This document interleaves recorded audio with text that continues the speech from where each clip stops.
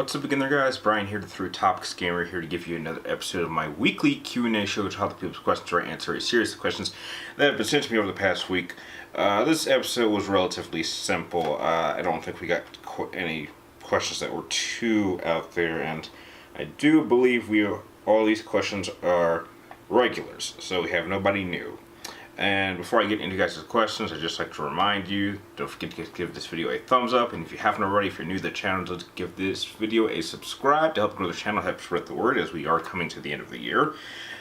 And starting off with the very first question, coming from Eric C, since I have practically given up on trying to pronounce your last name, and you want to know, what is my favorite Angry Joe episode? Favorite Angry Joe episode was probably his review for a game that most of you have probably never heard of. It was called Secret Service, and it was one of his really early reviews, before he got really popular. Look it up if you haven't seen that one. I think it's really funny. It's not too long. He's got great comedic timing. I like his interaction with his friends that he had at that time. And I just think it's a hilarious, I think it's just a hilarious review to a very obscure game that has an interesting concept, but most people have never actually heard of. So yeah, I would say that's probably my favorite. Next question comes from Winter Ghost, and you want to know, if a DLC for Final Fantasy X was based around Auron, what do you think he would do after escaping Zanarkand? Now, here's the problem with this question. What do you mean escaping Zanarkand? Like, when he was younger or when he was older? Because technically, like, when he had his interaction with Yunalesca, he was escaping Zanarkand, and then once he got to Mount Gagazet, he died officially. And then if you're talking about escaping from the future, or technically would be the past, in order to come to the future, that wasn't really an escape, because that was the whole plan. The plan was to get Titus to Sin so they could go to Spira. So I wouldn't consider that an escape, because that was part of the plan. But if you're asking what he did, I think he was just really wandering around, just waiting to meet up with the team in Luca. That's pretty much what his plan was. So I'm not really sure there's really not enough content to warrant a DLC. So yeah, I even with Auron being my favorite Final Fantasy character of all time, I probably wouldn't want a DLC of that caliber. Next question comes from Shadow DEIST Gaming, and you want to know, which of these three do I think is going to be the best Star Wars? Mandalorian, Fallen Order, or that?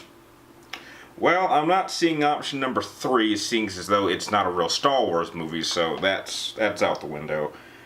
Fallen Order looks fun, and Mandalorian I'm not even gonna watch until all episodes are out. So I guess, I don't know, Fallen Order. I mean, when it gets here from Gamefly, I'm definitely gonna play it and review it, and it looks fun. From what I've heard, people say that it's basically Dark Souls, but for Star Wars. And since I've never actually played a Dark Souls game, I'm really quite interested to see what that's like. So, yeah. Next question comes from Alexia Smith, and you want to know, have I ever had someone pissed... Wait a second, okay, I gotta say this slowly, because some people have Have you ever had someone piss you off so bad that you felt tempted to punch them in the face? Oh, absolutely. Oh dear. Oh, worse than punch. I mean, have you seen the movie True Lies, where Arnold Schwarzenegger is, taking that car for a test drive with Bill Paxton? Bill Paxton is talking about pretty much all the really inappropriate things he's gonna do to his wife, and then in his mind he kind of visualized just murdering Bill Paxton. Oh, I have that all the time at work. I mean, dear God. I mean, I can't tell you how many times I've visualized I don't know, some really old bowler getting in my face complaining, and I just want to take a bowling ball and just hit him. Or, I don't know, I'll just grab them, throw them down the lane, and then just let the table compressor just crush them, because a lot of people don't really appreciate those bowling machines. Those bowling machines are really powerful, and somebody maybe a few months ago, no, it was like maybe over 6 months ago, we heard this story. A mechanic was killed underneath one of those tables. Apparently he forgot to turn it off, because we have little switches that, you know, keeps the machine from turning on, and apparently the front desk didn't know he was under there, and so when they turned the machine on, the table came right down and crushed him to death. I mean, trust me, those machines are pretty dangerous, but yeah, ooh, it was much stress as I gotta deal with at work all the time. I mean, ooh, the customers, especially the league bowlers, are the absolute worst. I've had moments like that for years, man. I mean, trust me, if you have my type of job and you've been there as long as I have, you will have really, really horrible thoughts. So yeah, absolutely.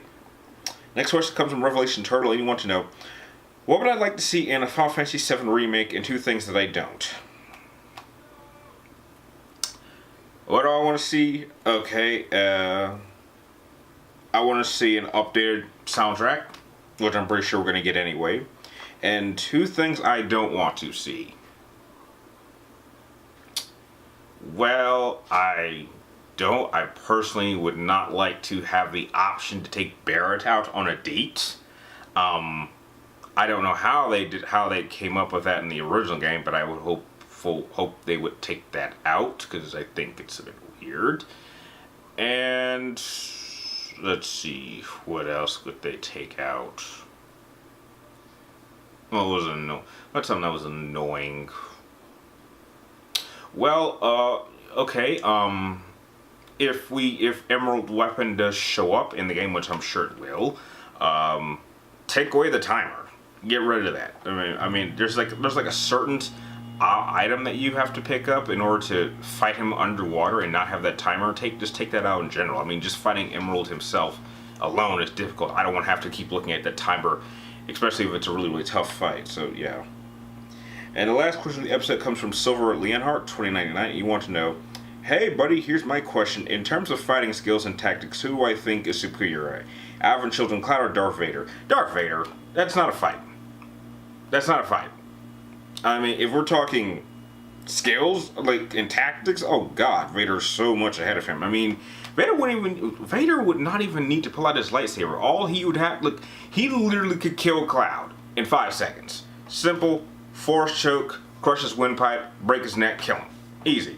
I mean that's the problem with some people in well, not you in general, but I see this everywhere. People like to put people who aren't in Star Wars against Star Wars characters. The problem is that if you don't have a resistance, or if you don't have a defense against the Force, which as far as I'm concerned, there's only like a few individuals who aren't Force users that don't have Force barriers, you're completely vulnerable. So really, what's stopping Vader or Force user from just grabbing them with the Force? They have no defense against it, and if you don't have a defense against it, you don't stand a chance.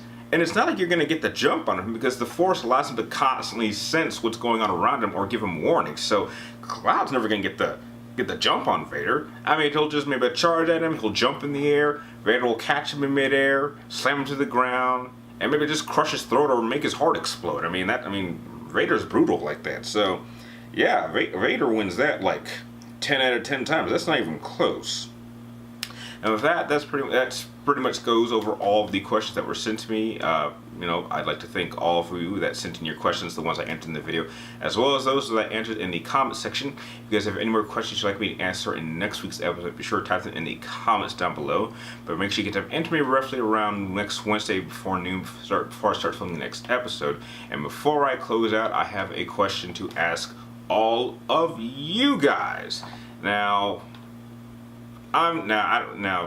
this is just coming from me, but by the time this video comes up, I should be getting ready to pick up my collector's edition for Death Stranding, which should be out later today. But for those of you that are into gaming, what is your favorite collector's edition? Or for those of you who don't have a collector's edition, what is a video game collector's edition that you wish you could have had, or maybe for a game that doesn't have one? Please let me know in the comments down below, and like always, thank you guys for watching. You're awesome, and I will see you next time.